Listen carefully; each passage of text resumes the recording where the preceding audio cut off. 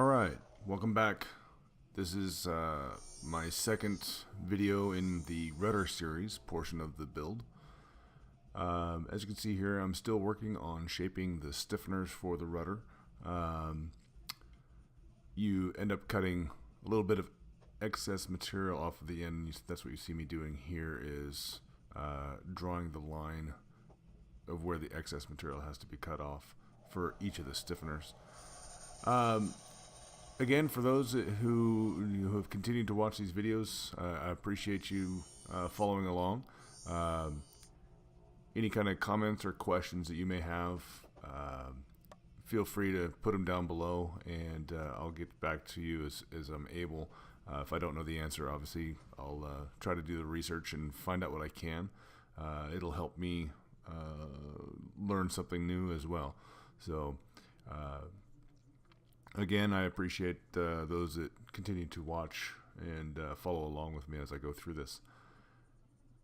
So these are all of the stiffeners lined up, and I'm running a blog as along with this video blog. And so as I go through, I try to take pictures of steps of where I'm at and whatnot. All of this, again, is to help me keep record of what I've done, both for the FAA requirements to show that you're the one that actually built the experimental airplane as part of the 51% rule, but also just for me to look on later and show record of what I did and how I did it, and to kind of make a journal of the whole process here. And so occasionally I'll take a snapshot of a process that I've done or whatnot, and I'll post it on my blog as well. So this piece here is a couple more, another instance of where it's multiple pieces that are attached together and you have to cut them apart.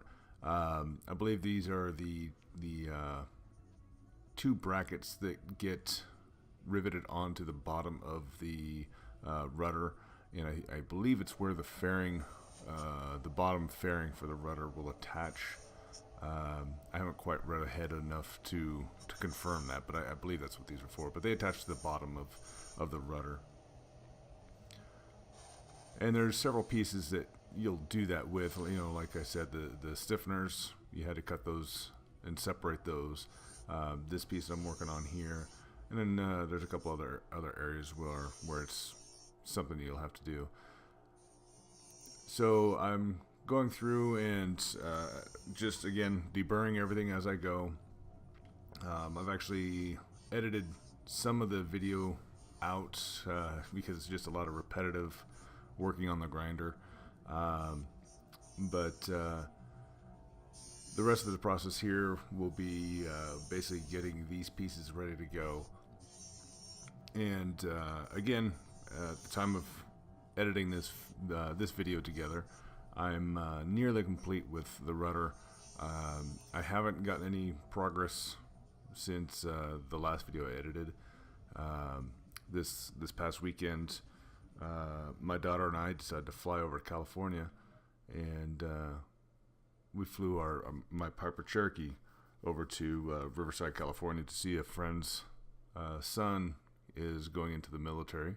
So we decided to fly over and say hello and see him off and wish him well. So it was a good weekend. It was again just my daughter and I, and got in the airplane, and it was about a 2.5 hour flight to get over there, and it was a lot of fun. It was the first time that she and I have been able to get to go to anywhere on a long distance flight together.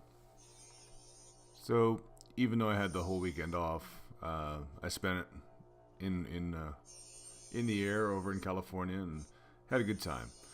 So this week I'm going to be working Monday through Thursday, so I won't have a whole lot of time to work on the airplane.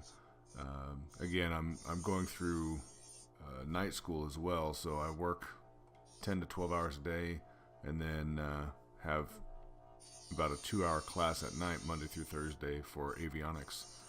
And so my Mondays through Thursdays are are kind of spent, and not a lot of time to do the things I need to do to get this plane going.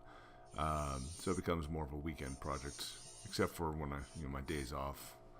That kind of enables me to work on this a little more.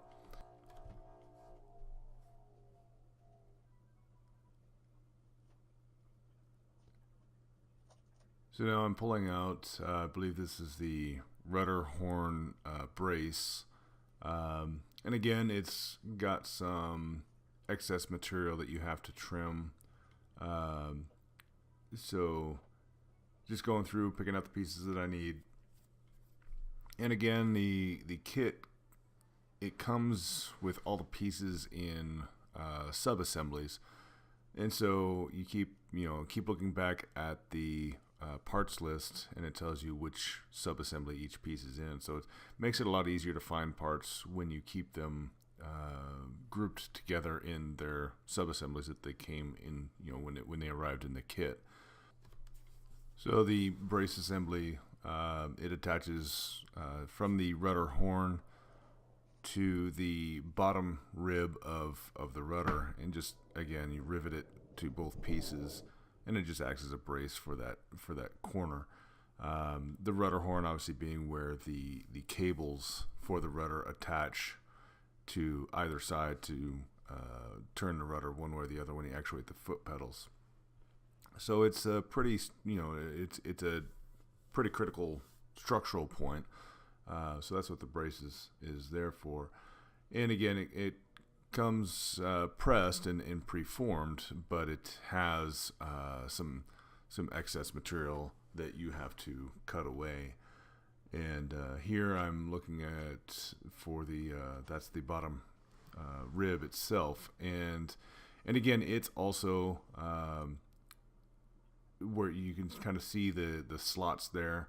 That's the point where you cut, and you cut this in half, and you're going to attach one side to one skin and the other side to the other skin. And again, it's because once you put the skins together, it's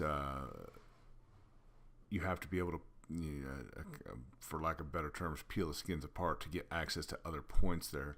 So it's very similar to the rest of the stiffeners, where you shape them, then you attach each half to its respective skin, and then as you're putting the rudder together, once you have all the stiffeners back riveted to their skins, as you're kind of peeling the pieces together, you'll rivet the halves together at that point using pop rivets or blind rivets.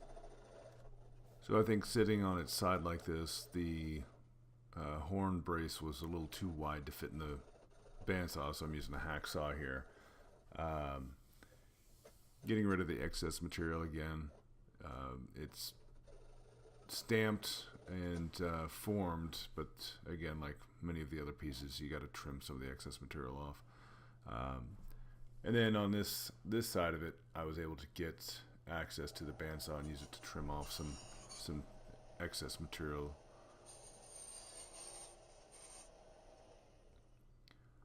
And then go over and, just like every other part, deburr.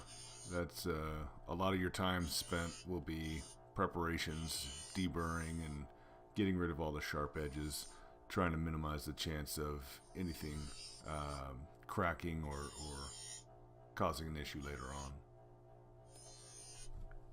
And that's kind of the general process for this entire build. A lot of times the pieces will come attached. You'll have to separate them. Like here, this is the bottom rib for the rudder, and as I mentioned before, you will cut it in half, and each half will get riveted to its respective skin. And then as you start putting the skins together, you will rivet this together with blind rivets.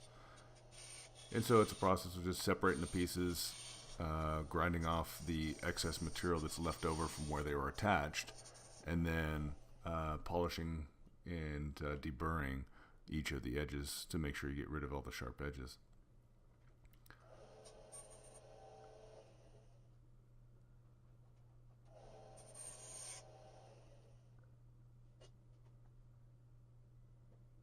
And then you see me here just rechecking, making sure I'm understanding where I need to go and what I need to do with it. And again, just like the rest of the stiffeners, there's a little bit of excess material that you had to mark off and then cut along that line to shape it to fit the skins where it merges at the trailing edge. So I'm going to go ahead and let this video end here. Again, I appreciate those that are watching, and if you have any questions, by all means leave it down below in the comments, and if you can, hit that like button for me, and hopefully get more attention from those who may be interested in building for themselves.